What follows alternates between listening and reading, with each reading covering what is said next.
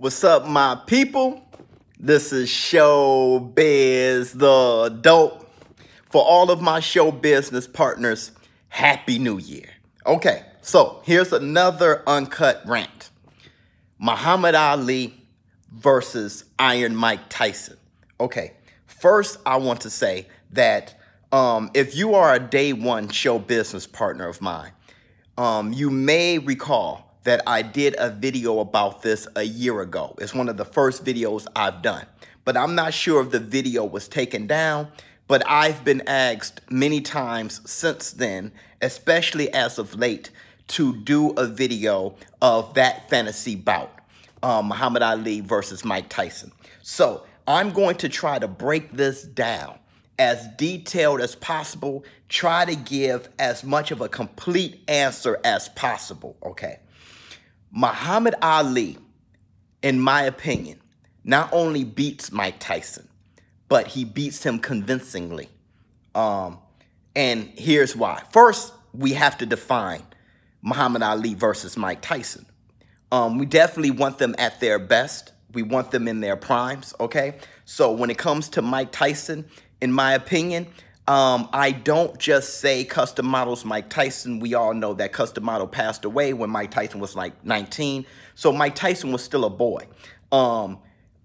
Mike Tyson, in my opinion, had very great years outside of custom model. He beat Frank Bruno. He beat Razor Ruddock twice. He beat Michael Spinks. Anything before Trevor Berbick, of course, anything before going to prison. Mike Tyson was a prime Mike Tyson, in my opinion. Him losing to Buster Douglas was a few things. It was Buster Douglas being a magnificent heavyweight that night. I think that Buster Douglas would be a problem for Riddick Bowe, would be a problem for Evander Holyfield, Lennox Lewis. That Buster Douglas was just a tremendous heavyweight that night.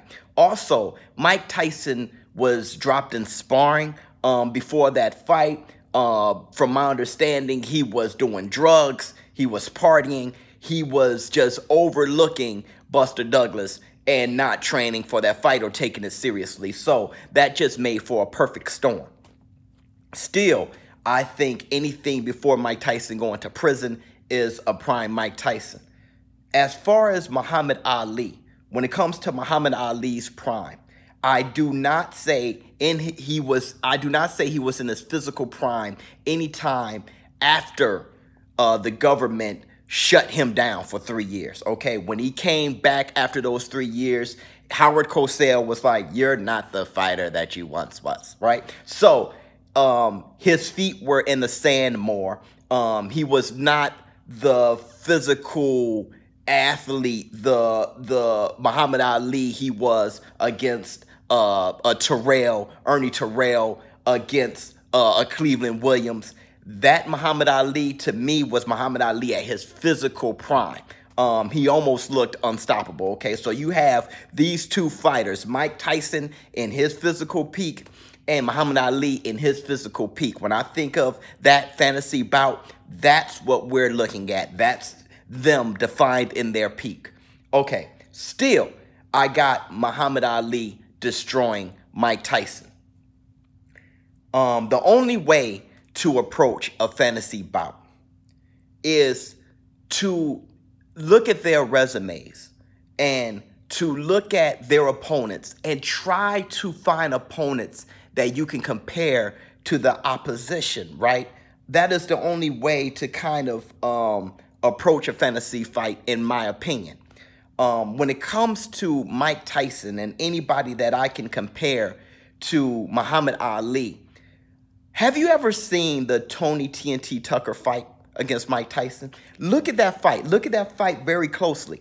The first thing that jumps out is that Tony Tucker stayed on his toes. He actually danced similar to Muhammad Ali. Muhammad Ali was still in the consciousness of heavyweights. So there were still heavyweights trying to mimic that style, especially if you had height and the reach of a Tony Tucker. Tony Tucker had a busy jab. He had a variety of punches, and he survived against Mike Tyson. He went 12 rounds. Not only did he survive, he put up a good fight. Look at that fight closely, or look at the highlights. That is one heck of a fight that Tony Tucker put up against Mike Tyson, and it went to decision.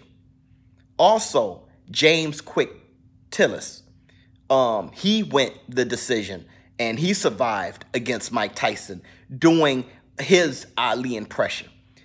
If those two guys, James Quick Tillis and Tony Tucker, being a shell of a poor man's Muhammad Ali, can survive against Mike Tyson, Muhammad Ali, the greatest heavyweight of all time, would at least survive against Mike Tyson. So I throw the whole Mike Tyson knocking out Muhammad Ali, I throw that out the window, because he did not knock out Tony Tucker and James Quick Tillis, who not only did their impressions of Ali, but they weren't afraid of Mike Tyson. You have to add that, because your mental game is 90% of any combat sport, or any combat period. Forget sport, okay?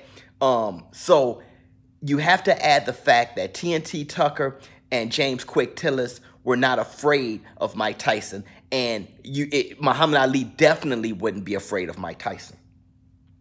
When looking at Muhammad Ali's resume and comparing any guys to Mike Tyson from Muhammad Ali's resume, you got to look at a few things, because Mike Tyson was one heck of a heavyweight.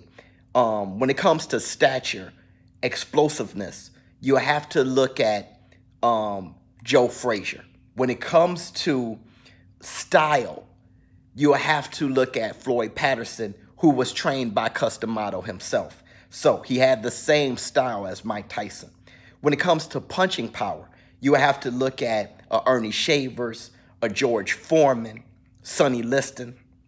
When it comes to striking fear, the mentality, the 90% mental that I'm talking about, the bully, you have to look at George Foreman and Sonny Liston. How did Muhammad Ali fare against those guys? Not only did he beat those guys, but he stopped most of them. He stopped Sonny Liston twice. He stopped George Foreman. He stopped Floyd Patterson. He stopped Joe Frazier. The last fight, Joe Frazier didn't come out the corner. The first fight, though he lost, he put Joe Frazier in intensive care for months, okay? So, and don't forget, the Muhammad Ali that fought George Foreman and Joe Frazier is a Muhammad Ali that was already past that. And that is very important to pay attention to, because that means that Muhammad Ali was facing the adversity of being someone who didn't have the physical tools he once had. Now, that is very important, because when Mike Tyson didn't have the physical ability or physical tools that he once had, he lost against an Evander Holyfield, who was also past it, against a Lennox Lewis. Another thing that you have to add when it comes to facing adversity, okay? The reason why Mike Tyson lost against Lennox Lewis is because it's very similar to the Buster Douglas thing. But Mike Tyson quit before he started against Lennox Lewis. He felt he wasn't going to beat Lennox Lewis, okay? He was just looking for a check, and he hyped up the fight. Now, the reason why that is important to bring up is because any man, any fighter who would quit before a fight, any fighter who will say, you know what, I'm not going to dig deep and understand that me beating Lennox Lewis would add a huge mark to my legacy. Any man who wouldn't approach that fight that way is not a man that you can compare to Muhammad Ali when it comes to greatness mentally and overcoming adversity. He is not, Muhammad Ali eclipsed that man when it comes to that. Okay, Muhammad Ali wouldn't need a custom model or anyone to groom him to become the champion. It was already there. And I promise you that Mike Tyson would need that when going up against Muhammad Ali. He would need to dig in deep and pull out something the way Joe Frazier did. Joe Frazier was willing to die. The thing is, he faced a Muhammad Ali who was also willing to die. Okay, so you will have to be a fighter, a champion, a man who can reach deep inside without someone outside trying to build you up and keep you up. You're going to have to stand up on your own. Now, let's bring up stand-up. Mike Tyson, every time he was knocked down, he never got back up. Buster Douglas knocked him down. He didn't get up. Lennox Lewis knocked him down. He didn't get up. He had a few knockdowns. After that, he did not get up. Every time Muhammad Ali was knocked down, he got up, okay? So you would have to not only knock down Ali, but you're going to have to convince him. You're going to have to beat him down. You're going to have to brutalize Ali. You're going to have to keep him down, all right?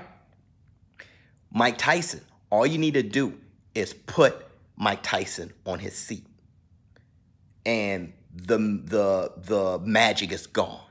The magic vanished, okay? Now, let's bring up the fact that Mike Tyson can quit before a fight, the fact that Mike Tyson will face anyone and overlook him to the point that he does drugs, lose to sparring partners. That type of fighter would be defeated against Muhammad Ali before he even enters the ring. Muhammad Ali was good for bullying the bully, okay? So Muhammad Ali did that against George Foreman. He did that against Sonny Liston. He would definitely do that against Mike Tyson. So this is what I'm saying to you. When you wrap everything up in a nutshell, not only physically and skill-wise would Ali not only survive Mike Tyson since Tony TNT Tucker did and James Quick Tillis did, he would have the tools to stop Mike Tyson, the way he stopped George Foreman, the way he stopped Sonny Liston, the way he stopped Floyd Patterson, the way he stopped Joe Frazier, okay? He has the physical tools to stop Mike Tyson. Also, Muhammad Ali has the mentality to not only handle adversity. When things get tough in the ring, he gets tougher, but he has the mentality to bully the bully. So in that fight, everyone always talk about how Muhammad Ali would survive Mike Tyson. No one ever brings up, how would Mike Tyson survive Ali?